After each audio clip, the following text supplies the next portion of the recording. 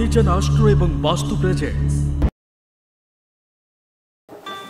ओम गुरु ब्रह्मा गुरु विष्णु गुरुदेव महेश्वर गुरु साक्षात परम ब्रह्म तस्मै श्री गुरुवे नमः। जय जगन्नाथ। नमस्कार प्रिय दर्शक बंधु, मु ज्योतिर्विद डॉक्टर सुशांत कुमार महापात्र। कालपुरुष दशम राशि मकर राशि। मकर राशि व्यक्ति विशेष मानक पई सेप्टेम्बर मासटी उत्थान पतन भितर दे गति करबा को पड़िबो। मासर आरंभ रवि बुध केतु सहित अष्टम भाव अवस्थान हेतु राहु द्वितीय शनि तृतीय गुरु षष्ठ स्थान हेतु से मासटी आपण संघर्षमय रही पारे। तरबरिया भाव में कौन संस्था पैसा लगेबे नहीं, कारण धन क्षतिर संभावना अच्छी। मासर शेष भाग में सामान्य शुभफल प्रदान करिवो। चाकरी करुवा व्यक्ति विशेष माने सफलता निश्चय लाभ करेंगे।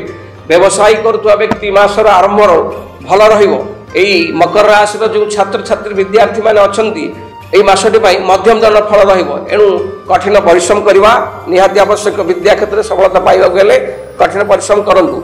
मकर राशि यदि कौन युवक युवती प्रेम मैटर में संपुक्त थे एई प्रेम व्यापार सफलता हम विवाह जीवन में आबद्ध हेबे। मासर शेष भाग को निजर धर्मपत्नी को शरीर में किसी रोग बा कष्ट देखादेव। एथि आपण विव्रत होगा पड़ो। मकर राशि विवाहिता नारी माने शाशु घरे किसी अशांति बा कलहर सम्मुखीन हेबे। एणु मकर राशि व्यक्ति विशेष मानक पई सेप्टेम्बर मासटी शुभ अशुभ मिश्र फल प्रदान करिवो। प्रतिकार जरूरी।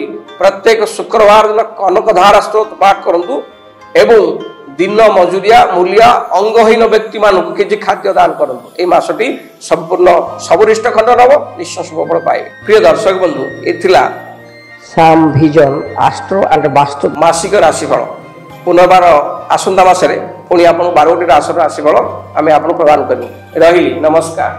श्याम विजन आस्ट्रो एवं वास्तु चैनल को लाइक शेयर एवं सब्सक्राइब करंतु।